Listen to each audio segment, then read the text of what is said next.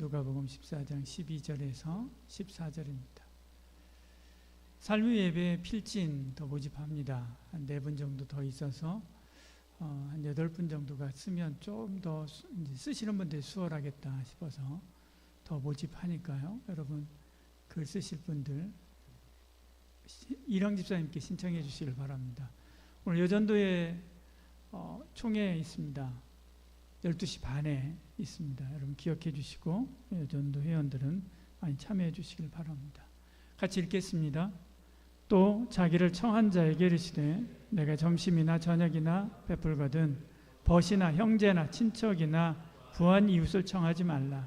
두렵건대 그 사람들이 너를 도로 청하여 내게 가품이 될까 하노라.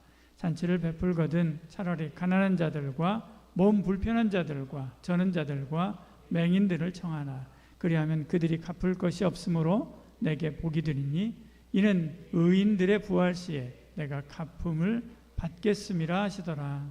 아멘. 예수님께서 공생의 사역의 후반기지요. 예루살렘으로 올라오셔서 사역하실 때 베풀었던 말씀들 지금 계속 보고 있습니다. 그 중에 이제 오늘 예수님께서 식탁에 대한 이야기를 하십니다. 제가 엊그제 제 카톡 계정 봤습니다. 여러분 친구 몇 명입니까? 저 2281명이나 됩니다. 많지요? 많습니다. 이 수치로 보면 제가 굉장히 활동을 아주 많이 하는 사람처럼 보일 겁니다. 주변에 사람이 넘쳐나는 어떤 활동가처럼 아마 보일 건데요. 사실 실상은 그렇지 않습니다. 지난 한 주간 우리 교회 식구들 외에 같이 밥 먹은 사람이 한 사람도 없습니다. 여러분도 아마 비슷할 것입니다. 가족, 늘 연락하는 친구 몇 명, 교회에서 마음에 맞는 성도 몇 분, 직장에서 편하게 지내는 동료 한두 사람, 주로 그분들하고 함께 대화하고 또 식사하고 또 연락을 주고받고 그렇게 하지요. 연락처는 많은데 실제로 밥을 나누는 식탁은 의외로 좁고 매번 거의 비슷한 인물들로 채워지게 됩니다. 그런데 세상은 우리에게 인맥을 잘 관리해야 성공한다라고 이야기합니다. 심지어 어떤 사람들은 성공의 85%는 85%가 어디서 나온 근거인지 모르겠습니다. 어쨌든 인간관계에서 나온다 그렇게 이야기를 합니다. 그러면서 효율적인 인맥관리 비법들을 여기저기에서 이야기하죠. 인터넷에서 몇 번만 치면 인맥관리하는 법들 많이 나옵니다. 핵심은 간단합니다. 다 똑같습니다. 어떻게 해야 나에게 이익이 되는 사람 혹은 이익이 될 만한 사람을 더 많이 더 효과적으로 확보하고 관리할 수 있느냐라고 하는 것이지요. 과연 그럴까요? 오늘 우리가 읽은 성경 말씀은 안식일에 바리새인 지도자의 집에 들어가서 거기서 식사하실 때 예수님께서 하신 말씀입니다. 그 바리새인의 인맥관리 현장인 거죠. 인맥관리 현장입니다. 그런데 주님은 이 바리새인에게 그가 가지고 있는 인맥관리의 철학하고 완전히 정반대되는 이야기를 하시는 것이죠. 오늘 그 말씀 함께 듣기를 원합니다. 12절에 이렇게 말씀합니다. 같이 한번 읽어볼까요? 같이 읽습니다. 또 자기를 청한 자에게 이르시되 내가 점심이나 저녁이나 베풀거든 벗이나 형제나 친척이나 부한 이웃을 청하지 말라. 두렵건대 그 사람들이 너를 도로 청하여 내게 가품이 될까 하노라. 아멘. 당시 잔치는 단순한 식사 자리가 아니라 그 사람의 인맥을 과시하고 또 인맥을 관리하는 자리입니다. 그래서 예수님도 초청한 것이죠. 예수님은 그 잔치 초청의 대상을 벗, 형제, 친척, 부한 이웃 이렇게 이야기합니다. 오늘도 우리는 대개 이런 사람들하고 함께 밥을 먹습니다. 대개 이런 사람들하고 함께 식탁을 나누죠. 그렇다고 해서 예수님께서 이런 사람들하고 함께 같이 밥 먹는 것을 죄라고 이야기하는 것이 아닙니다. 중요한 것은 그 사람이 가지고 있는 마음속에 가지고 있는 숨은 동기입니다. 주님은 너희가 잔치를 베풀면서 나중에 되갚음 받을, 보답받을 요량으로 계산하면서 그들에게 식사를 대접하고 있지 않느냐라고 묻는 것이죠. 네가 이 사람을 초대하면 너도 언젠가 저 사람한테 초대받지 않겠니? 라고 하는 거죠. 혹시 그런 생각하고 있는 거 아니야? 이 관계를 잘 유지해 두면 나중에 혹은 언제라도 나한테 도움이 될 거야 라고 생각하는 그 생각하는 마음 가지고 이 사람도 초대하는 거 아니야? 라고 하시는 것입니다. 겉으로는 베풀고 섬기는 것처럼 보이지만 그 안에는 암묵적인 거래가 있다라고 하는 것, 이것을 지적하고 있는 것이죠. 어떻습니까, 여러분? 여러분, 이 말씀이 여러분 마음속에 좀 불편하지 않습니까? 저는 그래도 나름대로 베풀면서 살아가는데요. 교회에서도 늘 섬기는 편이고, 또 힘든 친구들 있으면 별 생각 없이 그 친구들 불러와서 그 친구들 위로하고 또 밥도 먹이고 그렇게 합니다. 그렇게 여러분 그렇게 생각하고 그렇게 이야기할 수 있습니다. 예수님은 우리한테 이렇게 묻는 것입니다. 정말 너 아무런 보답도 없이 베푸는 거 맞냐? 정말 돌려받을 수 없는 그 자리에서 너 정말 베풀고 있는 거 맞니? 이름은 섬김인데 실제로는 결국 자신을 위하여 차리는 식탁, 그 식탁 베풀고 있는 거 아니야? 라고 이렇게 이야기하는 거죠. 문제는 섬김이 아니라 섬김의 자세고 마음입니다. 내 이익을 위한 섬김의 식탁에는 내게 도움이 되지 않는 사람들, 그 사람들이 비집고 들어올 자리가 없습니다. 그 사람들을 위한 의자가 전혀 없는 거죠. 한마디로 닫힌 식탁입니다. 주님은 그들에게 열린 식탁을 제안합니다. 13절 말씀이죠. 13절 같이 읽어보겠습니다. 잔치를 베풀거든 차라리 가난한 자들과 몸 불편한 자들과 저는 자들과 맹인들을 청하라. 벗 형제, 친척, 부한 이웃이 아니라 가난한 자, 몸이 불편한 자, 저는 자, 시각장애인 이런 사람들을 초청하라 라고 말씀하는 거죠. 이들의 공통점은 나에게 보답할 수 없는 사람들입니다. 내게 도움이 안 되는 사람들이지요. 다시 나를 잔치에 초대해줄, 자기 잔치에 초대해줄 여유도 없고 나를 도와줄 힘도 없고 사회적으로도 별로 도움이 안 되는 사람들입니다. 오늘날처럼 정치하는 사람들이 투표권을 얻기 위해서 그러기 위해서 하는 그런 섬김도 안 됩니다. 그때 당시에는 투표하는 것도 아니지요. 그러니까 표가 되는 것도 아닙니다. 우리로 말하면 예배 때 와서 혼자 앉아있다가 돌아가는 성도, 세대는 혹은 배경의 차이로 인해서 자연스럽게 이야기할 거리가 없는 이들입니다. 육체적으로나 경제적으로 굉장히 어려운 이들. 그래서 누구하고 같이 이야기하고 그렇게 함께 편하게 웃으면서 교제할 수 있는 마음의 여유조차도 없는 이들입니다. 이주민들, 혼자 사는 어르신들, 장애로 인해서 움직임이 제한된 이웃들, 관계가 끊어진 외로움 속에 갇힌 이들, 이런 사람들이라고 할 수 있는 것이죠. 물론 여러분들이 의도적으로 그들을 피한다고 생각지는 않습니다. 그리고 여러분은 물론 그럴 것입니다. 그런 생각이 그냥 떠오르지 않는 거예요. 그들 같이 밥 먹어야지 혹은 그들하고 좀 같이 있어야지라고 하는 그런 생각 자체가 별로 떠오르지 않는 거죠. 함께 대화하고 또 함께 할 기회도 많지 않습니다. 그런 분들은 한쪽으로 이렇게 계시기 때문에 기회도 많지 않죠. 우리 교회 점심 먹을 때 식당에서도 거의 그러지 않습니까? 비슷한 이들끼리 모여 앉아서 담소하고 식사하고 그렇게 합니다. 학부생은 학부생끼리, 직장인은 직장인끼리, 어르신들은 또 어르신들끼리, 애기 엄마 아빠들은 애기 엄마 아빠들끼리 그렇게 이야기합니다. 탓하려고 하는 게 아니라 이게 잘못됐다는 게 아닙니다.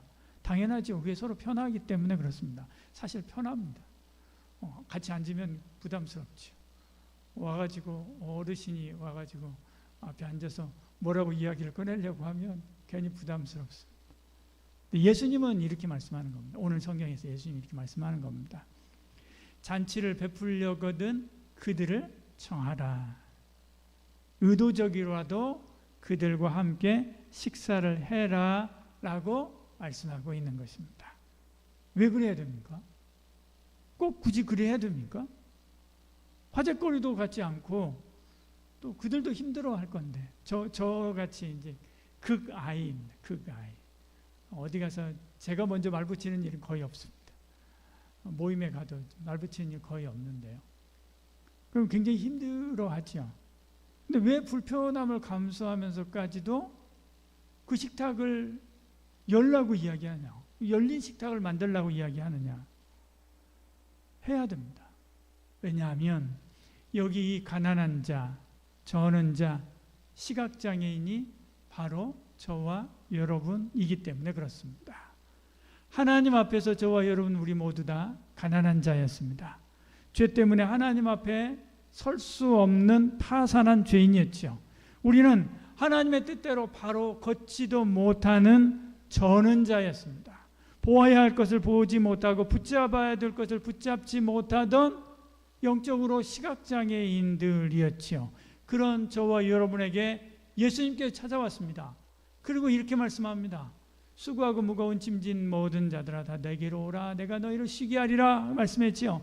너희 목마른 자들아 와라. 돈 없는 자들도 와라. 먹고 배불러라. 돈 없이 값 없이 포도주와 젖을 먹고 배불러라. 그렇게 말씀한 것이죠. 그래서 만찬의 자리 예수님의 식탁에 저와 여러분을 초대해서 저와 여러분이 하나님의 자녀가 된 줄 믿습니다. 예수님께서 먼저 열린 식탁으로 저와 여러분을 초청하셨습니다. 그 살과 피로 성찬을 베풀고 받아 먹으라 그렇게 말씀했죠. 그 살로 빵을 만들어 배부르게 하셨고 그 피로 생명의 음료를 만들어서 마시게 하고 살게 하신 것입니다. 십자가 성찬은 들성 부른 인간을 위해서 준비한 것이 아닙니다. 도저히 안 될 인간 폐지 수순에 들어간 저와 여러분을 위하여 예수님께서 베푸신 식탁이었습니다. 오늘 이 말씀을 듣고 내가 가난한 사람들을 도와야지라고 하는 생각, 내가 힘든 이들을 도와야지라고 하는 생각을 하기 이전에 이런 생각해야 됩니다. 주님, 그 가난한 자, 저는 자, 시각장애인, 외로운 사람이 원래 저 자신이었습니다. 저였습니다. 주님, 그런 저를 은혜의 자리, 은혜의 식탁, 주님의 식탁에 불러주신 것 감사합니다. 이렇게 고백해야 됩니다. 그리고 십자가의 성찬을 받고 살아난 최후의 만찬 자리에 앉았던 11명의 제자들이 십자가를 짊어지고 또 다른 이들을 위한 순교의 제물이 된 것처럼 저도 제 몫에 대인 십자가의 식탁을 베풀겠습니다 라고 고백할 수 있어야 되는 것이지요.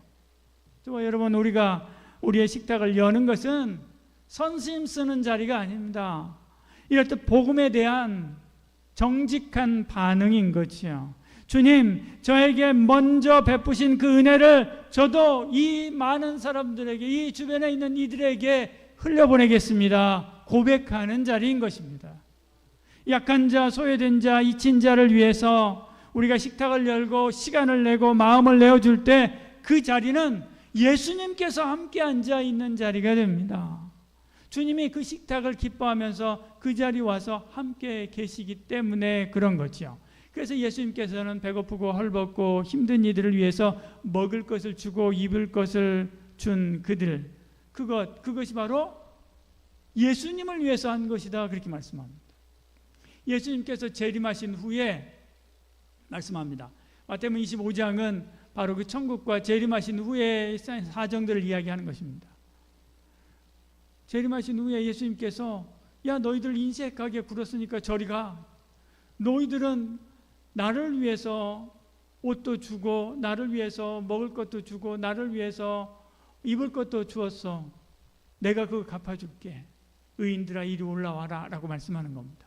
그러니까 의인들이 저는 예수님께 그런 적이 없는데요. 저 예수님께 옷 준 적이 없는데요. 예수님께 먹을 것 드린 적이 없는데요. 그러니까 예수님께서 하시는 말씀이 이겁니다. 너 이 가난한 사람에게 한 그것이 곧 내게 한 것이다. 연약하고 외롭고 힘든 이에게 베푼 그 식탁이 곧 나를 위한 식탁이다. 내가 그 자리에 함께 있었다 말씀하는 것입니다.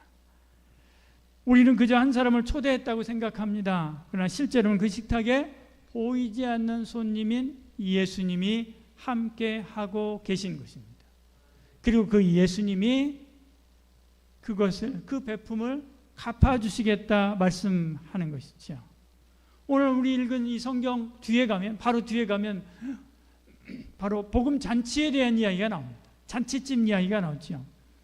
근데 정작 초대를 받은 사람들이요, 왕의 잔치에 초대를 받은 사람들, 이것 때문에 바쁘고 저것 때문에 바빠서 나 못 갑니다 라고 이야기합니다. 왕이 화가 났습니다. 그래서 종들을 보내서 가서 아무나 가서 데리고 와 라고 이야기하죠. 그럼 가서 데리고 옵니다. 전혀 예상하지 못했던 사람들을 데리고 오는 거예요. 전혀 뜻밖의 사람들이 왕의 잔치의 집에, 혼인잔치집에 와서 앉아 있는 것을 봅니다. 이처럼 하나님의 나라의 잔치는 우리가 예상하지 못했던 사람들로 채워지게 됩니다. 그 잔치의 마음을 담아서 저와 여러분에게 열린 식탁, 그 식탁을 명령하시는 것입니다. 그러면 주님이 다시 오시는 그날 내가 그들에게 냉수 한 잔 베푼 것 잊지 않고 기억하며 갚아주시겠다 말씀하는 것이지요. 오늘 성경에도 이렇게 말씀하지 않습니까? 14절에요. 같이 읽습니다. 그리하면 그들이 갚을 것이 없으므로 내게 복이 들으니 이는 의인들의 부활 시에 내가 갚음을 받겠음이니라 하시더라. 그들이 갚을 것이 없으므로, 이 땅에서 아무런 보답이 없을 수 있다는 것입니다. 실제로 감사 인사도 받지 못할 수 있습니다. 눈에 보이는 보답이 전혀 없을 수 있습니다. 사람의 눈에는 비효율적이고 손해입니다. 호구짓하는 것입니다.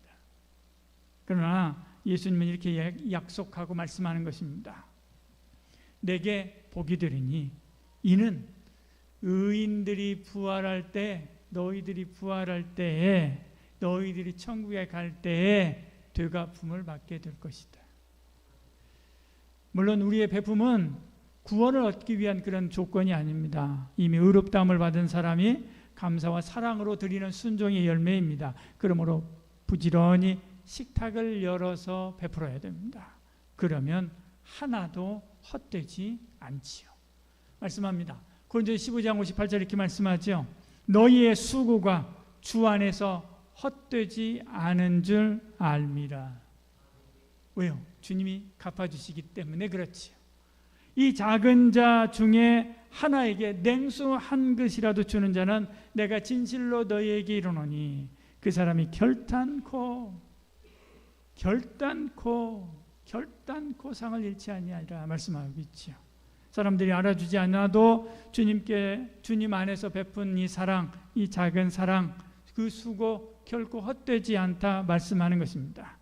우리의 참된 베품은 보답을 따지는 그런 닫힌 식탁에서 돌아서서 보답할 수 없는 이들을 초대하고 그리고 그들을 위하여 베푸는 열린 식탁이 되어야만 합니다. 저 영원한 나라에서 우리가 먹고 마실 하늘의 식탁을 이 땅에서 보여주는 예배, 그런 보여주는 식탁이 되어야만 하는 것이죠. 오늘 이렇게 하나님의 말씀을 들었으니 여러분 자신을 한번 점검해 보십시오. 먼저 스스로에게 이렇게 자문해 봅니다. 나는 지난 몇 달 동안 누구하고 마음을 나누고 누구하고 함께 식탁 교제를 했나? 한번 생각해 보십시오. 거의 대부분이 나와 비슷한 사람, 편한 사람, 나에게 유익한 사람들 뿐이었다고 한다면 이렇게 고백할 필요가 있습니다. 주님, 제 식탁이 생각보다 많이 닫혀 있었네요. 주님의 시선이 머무는 사람들, 좀 전에 찬양했지 않습니까? 주님의 시선이 머무는 사람들, 그 사람을 나도 보게 해 주십시오. 내 시선도 거기에 머물게 해 주십시오. 이렇게 기도하시길 바랍니다. 그리고 이번 한 주간 그 중에 한 사람을 정하시길 바랍니다. 늘 혼자 예배드리는 성도, 말이 서툰 성도, 수줍은 성도, 새로운 성도들, 요즘에 마음이 힘들어 보이는 성도일 수 있습니다. 그 사람에게 커피 한 잔, 식사 한 끼, 빵 한 조각이로 함께 나누면서 얼굴을 트시기를 바랍니다. 어떤 완벽한 대접을 하라라고 하는 것도 아닙니다. 소고기 사주라라고 하는 말도 아닙니다. 우리는 당신의 형제고 당신의 자매입니다. 당신은 혼자가 아닙니다. 우리가 당신의 가족입니다 라고 하는 메시지를 보내라는 것이지요. 그러기 위해서는 자판기 커피 한 잔으로도 할 수 있는 일입니다. 그 작은 식탁 하나가 주님 앞에서 큰 기쁨의 자리가 될 수 있는 거죠. 우리는 한글학교 합니다. 토요일 그리고 주일날 매주일 2번 한글학교 합니다. 한국어 기술을 통해서 우리 외국인 우리 친구들을 섬기고 있습니다. 수업을 마친 후에는 우리 이함석 집사님이나 저나 이렇게 해서 우리 친구들과 함께 같이 식탁 교제를 합니다. 같이 밥 먹고 그렇게 합니다. 물론 이함석 집사님이 80~90%는 다 하십니다. 가서 식탁 교제하면서 그들의 사정도 알고 또 그들의 어렵고 힘든 것도 살피고 또 도와줄 수 있는 것들은 도와주고 그렇게 합니다. 그런데요, 이분들이요, 여기 계속 머물 수 있는 분들인가? 그렇지 않습니다. 내일 어디 저기 안산으로 갈 수도 있고요, 부천으로도 갈 수 있고요, 언제 사라질지 모릅니다. 모레 고국으로 갈 수 있습니다. 인도로 갈 수 있고요, 캄보디아로 금방 가버릴 수 있습니다. 언제 사라질지 모릅니다. 그렇지만 그럼에도 불구하고 우리가 이 일들을 계속하는 것은 주님께서 나그네였던 저와 여러분, 나그네였고 아무것도 아니었던 저와 여러분을 보살피고 살뜰히 챙겨서 하나님의 자녀 삼아 주신 것처럼, 주님께서 하신 것처럼 우리도 그들을 돌보고 섬김으로 그들도 주님의 식탁에 앉게 하기 위해서 그런 것입니다. 우리가 한글 공부하면서 특별히 복음을 전하거나 그런 거 아닙니다.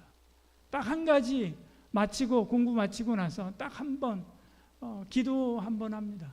식탁 대할 때 기도 한 번 하고요, 식사 기도하고요, 기도 딱 한 번 합니다.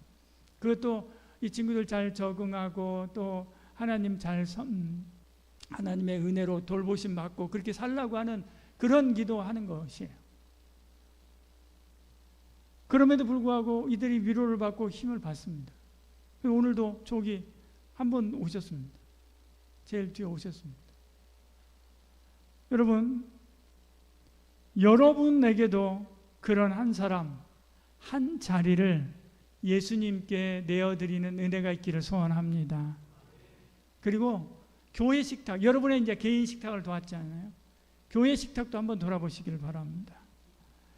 목장 그리고 청년부, 주일학교 각 부서에서 모임에서 항상 같은 사람들끼리만 모이지 않는지 한번 살펴보고요, 생각해 보고요. 그리고 좀 어색한 이들, 힘든 이들, 그들 적극적으로 돌아보고 섬길 수 있는 저와 여러분 되길 소원합니다. 단순하게 어떤 친교 프로그램 하라는 것이 아닙니다. 하나님의 나라를 드러내는 식탁이 되게 하자라고 하는 것이죠. 더 중요한 것은 마음의 식탁입니다. 관계가 막힌 사람, 나와 너무 달라서 피하고 싶은 사람, 생각만 해도 마음이 불편한 사람이 있다고 한다면 오늘 이렇게 기도하시길 바랍니다. 주님, 그 사람을 향한 주님의 마음을 제게도 부어주시옵소서. 그래서 제 눈으로 보지 않고 주님의 눈으로 그를 다시 보게 하여 주시옵소서. 그래서 제 마음이 조금이라도 열려서 언젠가 그를 위해서 열린 식탁을 베풀 수 있는 여유를, 제 마음의 여유를 허락해 주시옵소서. 그렇게 기도하시기를 바랍니다. 여러분, 우리의 식탁이 단순한 인간관계를 위한 자리가 아니라 닫힌 식탁을 넘어서 열린 식탁이 되고, 열린 식탁을 넘어서 하늘의 식탁을 보여주는 그런 은혜가, 그런 자리가 되기를 축복합니다. 오늘 우리 함께 이 말씀 붙잡고 잠시 기도하겠습니다. 앞에 기도 제목 열어놨지요. 제가 닫힌 식탁을 가지고 있습니다. 회개합니다. 주님의 은혜를 기억하게 하여 주시옵소서. 주변에 연약한 이들을 볼 수 있는 눈을 허락해 주시옵소서. 그들을 위해서 열린 식탁을 준비하게 하여 주시옵소서. 우리의 식탁이 예수님의 식탁을 닮아가게 하여 주시옵소서. 우리 함께 잠시 같이 기도하도록 하겠습니다. 기도합니다. 할렐루야. 살아계신 하나님 아버지 하나님, 우리에게 은혜를 베풀어 주시어서 오늘 이 말씀을 통하여 우리 자신을 돌아보게 하여 주신 것 감사합니다. 아버지 하나님, 제가 닫힌 식탁을 가지고 있었습니다. 회개합니다. 아버지 하나님, 우리의 식탁을 열기를 원합니다. 아버지 하나님, 주님의 은혜를 기억하게 하여 주시옵소서. 주님께서 내게 먼저 베푸신 그 은혜를 기억하게 하여 주시옵소서. 그리고 우리도 아버지 하나님, 주의 연약한 이들을 볼 수 있는 주님의 시선, 주님의 눈을 가지게 하여 주시옵소서. 그들을 위해서 이 열린 식탁을 준비하게 하여 주시옵소서. 아버지 하나님, 우리의 식탁이 예수님의 식탁을 닮아가게 하여 주시고, 예수님의 식탁에서 많은 사람들이 살아났듯이 아버지 하나님, 우리의 식탁 가운데서 예수님의 이 복음으로 인하여, 예수님의 그 은혜로 인하여 수많은 이들이 살아나는 은혜와 역사가 있게 하여 주시옵소서. 주여 붙잡아 주시옵소서.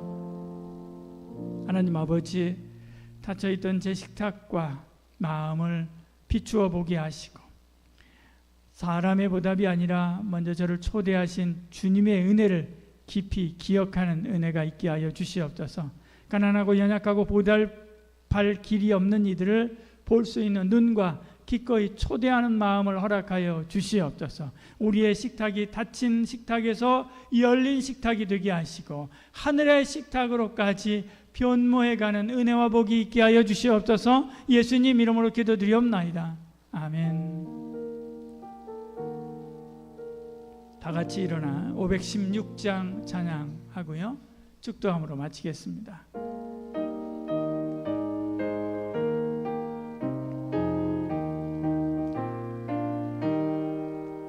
옳은 길 따르라 의의 길, 세계 만민의 잠든 길, 이 길 따라서 살 길, 온 세계에 전하세.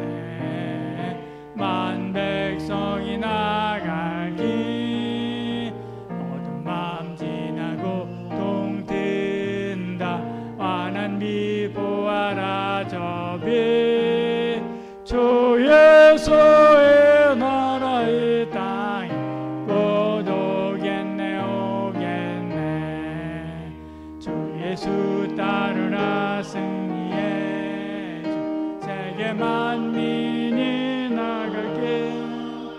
결과 진리요 참 생명, 내 장검을 우승. 따르라와 평화, 어두운 밤 지나고 동튼다. 환한 비 보아라 저 빛, 주 예수의 나라의 땅 곧 오겠네 오겠네. 고난 길에 치고 고난 길에 치고 찾아오는 백성을 구한 길, 모두 나와서 믿으며 온 세상이 마침내 이 진리에 살겠네. 어두운 밤 지나고 동튼다. 환한 비 보아라 저기, 주 예수의 나라의 땅에 곧 오겠네 오겠네. 주님, 오늘도 귀한 예물 올립니다. 참 마음과 우리의 고백, 우리의 소원, 우리 신앙, 우리의 믿음 담아 올립니다. 우리의 성도들의 영혼을 새롭게 하여 주시고, 그 마음과 삶과 직장과 가정에 복의 복을 더해 주시옵소서. 이제는 우리 구주 예수 그리스도의 은혜와 하나님의 사랑과 성령의 위로통 충만하심이 오늘 주신 말씀대로 열린 식탁으로 하늘 식탁을 보여주기를 소원하는 이제 참여한 모든 성도들 머리머리 위에와 한마음 모든 가족 위에 지금부터 영원히 함께 하실지어다. 아멘.